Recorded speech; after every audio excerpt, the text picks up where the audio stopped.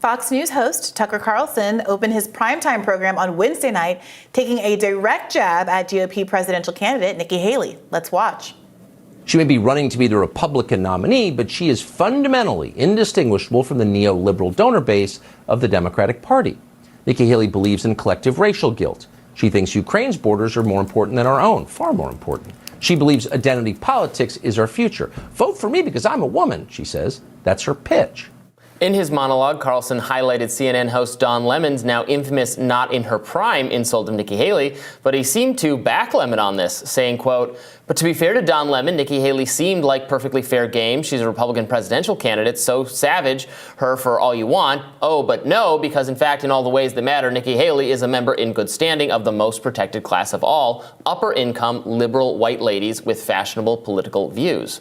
Tucker Carlson is not the only conservative media personality to jump to Lemon's defense. As we pointed out in yesterday's show, Candace Owens did as well. So, this is an example of, I think, what I was telling you, that she is actually not super popular with where the conservative movement is now, which includes people like Candace Owens and Tucker Carlson, who do have at least some fingers on the pulse of what a lot of Republican primary voters want, what conservatives believe in. She's past her prime, not in terms of her age or anything of that nature, but in terms of her views, which are in line with the Bush-era aughts version of the Republican Party, a version of the Republican Party that is not part of the Republican Party anymore, and is to some degree, and I take Tucker's point on this, he's correct, is to some degree part of the more closely associated with the Democratic Party in terms of foreign policy, in particular. So she's running to be president for the wrong party, because her main views are neoconservative views. That's her distinguishing factor. So I'm really interested in this realignment that's happening with identity politics in the Republican Party right now. I don't know about the collective racial guilt thing. I don't know what he means by that, but yeah, many Democrats have been rightly criticized for saying that some version of Nikki Haley isn't really a woman of color. Nikki Haley is ashamed of her identity, and that's why she goes by Nikki, even though it's her name that she's gone by for many years. Members of Women of the View have said this kind of thing, and I think that they've been rightly criticized for it by conservatives, who then kind of are appropriating a version of identity politics that the liberals have been doing for a long time, which says that we're proud of the diversity of our party. It's good for the optics of the Republicans as a kind of a white male party with white male interest to have diversity. There was a lot of celebration at the RNC back in 2020 about how it was very diverse, and frankly, I think more diverse than the DNC was, the convention before the general election. And so you have one part of the party that is clearly invested in the idea of using identity to shield substantive criticisms of the Republican Party's racial politics, the same way the Democratic Party has used identity politics to shield its own racial politics.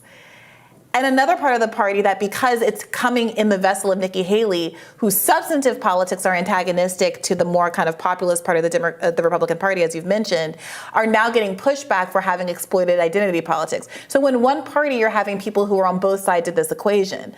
And it's fascinating to watch, because I have seen even Candace Owens make identity politics arguments where she's been accused of, let's say, anti-Semitism because of her association with and defense of Kanye West. She'll turn and say, oh, but I'm associated with PragerU. I work for PragerU, and all my best friends are Jewish, right?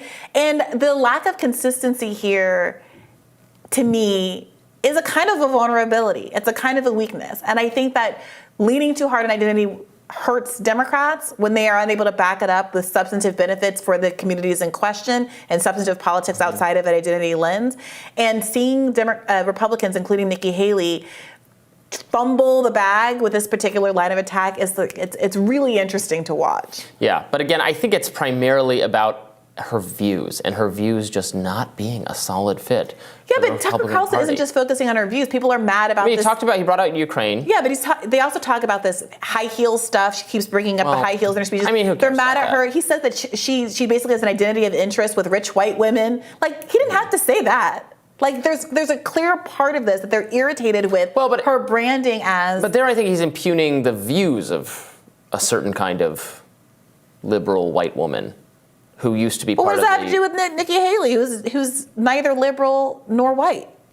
It's like a Trump resistance kind of thing. That is, again, so hawkish on foreign policy and only really welcome in the Democratic Party, not welcome among Republican primary voters.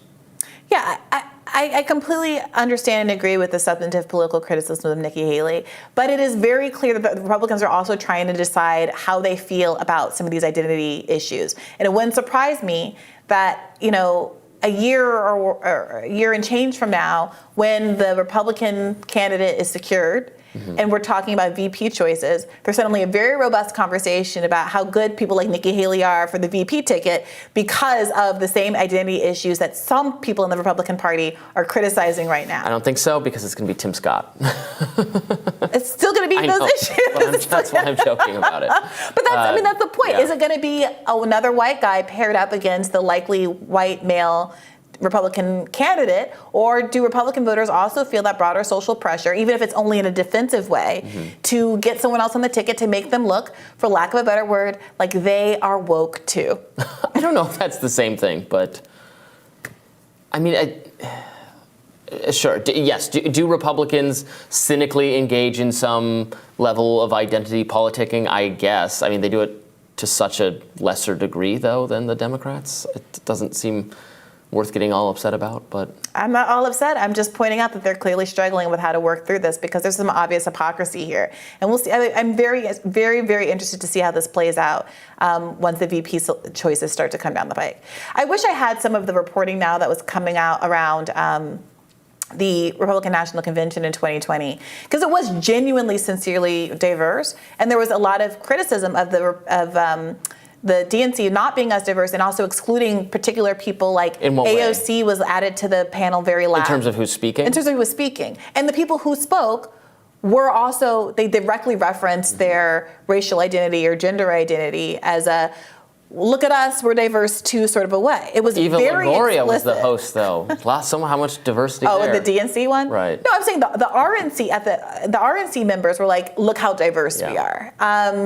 In a way that I think was one, responsive to the George Floyd protests, which were ongoing at the time.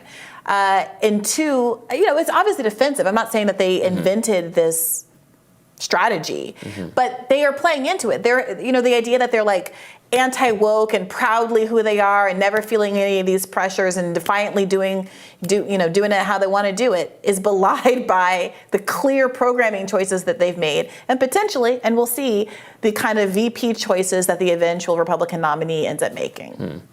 All right, well, that's it for us this week. Have a wonderful weekend, and we'll see you back here on Monday.